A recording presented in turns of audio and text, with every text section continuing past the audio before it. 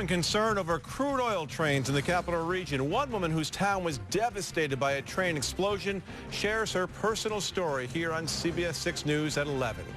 Good evening, I'm Greg Floyd. Crude oil trains are not new to the capital region, but tonight there is a growing concern from some residents about safety. A number of devastating incidents like the runaway train that leveled much of a neighborhood in Quebec, Canada, have advocates calling for change. And today our Jennifer Lewke spoke with a woman who survived that Quebec disaster about why she's concerned with what's happening right here in Albany. Most of us have seen the devastating footage, but Marilaine Savard lived through this. We were just in shock because the city was burning. Thankfully, that night, she and her son were outside the blast radius. But what she came home to? Just like an apocalyptic view. We were just not believing what we are seeing. Days later, when the damage could be assessed, it was really like after a war, because the heat was so high, it left nothing at all, nothing. Some people just don't, it was not possible to find them because they were like, phew. 47 people died in the explosions, many of them friends of Marilaine's. Since the disaster, she and others from this small city have been trying to rebuild, but it hasn't been easy. Demolished everything because they were so highly contaminated. So we're still living with this mourning. And trying to turn that mourning into a message.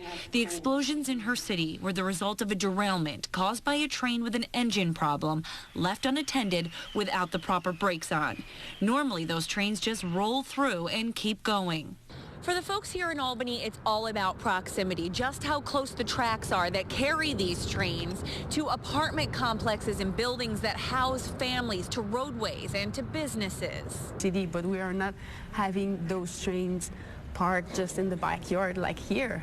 So I'm really concerned about what's happening here, and it really opened my eyes to be involved more than just local with our issue, but to spread the word.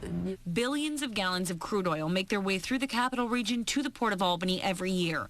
And this group wants to make sure it's done safely while they continue to push for a cultural change to more renewable energies. It is important to stand and to wake up people and go to the city council and you know, be together. That's why I'm here. In Albany, Jennifer Lewke, CBS 6 News. The city of Albany, Albany County, and New York State all say there are plans in place that are regularly practiced to address issues or hazards that could arise with crude oil transportation. The Albany Fire Department recently got foam for its boat that can be used in crude oil fires. They're all calling on the federal government, though, to require better safety features on tankers.